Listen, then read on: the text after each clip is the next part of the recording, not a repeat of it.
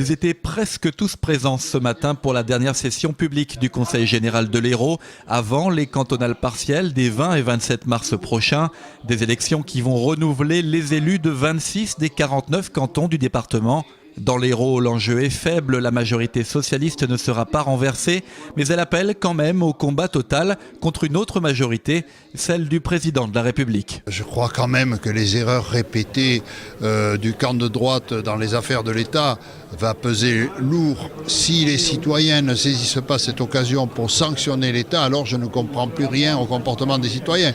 Et tout ce qu'ils me disent sur le terrain, c'est qu'ils en ont marre et qu'aujourd'hui, ils vont sanctionner. Et la campagne des cantonales commence donc un mois avant le premier tour du scrutin, mais beaucoup pensent déjà à la suite et à la présidentielle de 2012.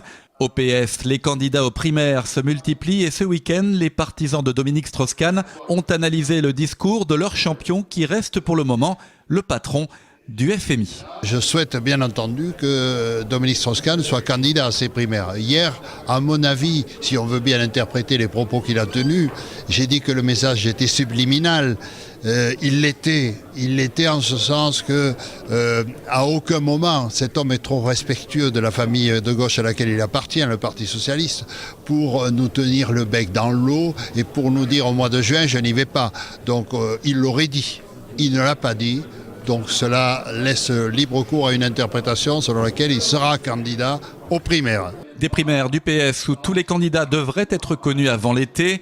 Pour ceux qui s'intéressent au cantonal des 20 et 27 mars prochains, il est trop tard pour être candidat depuis ce lundi, 16 h.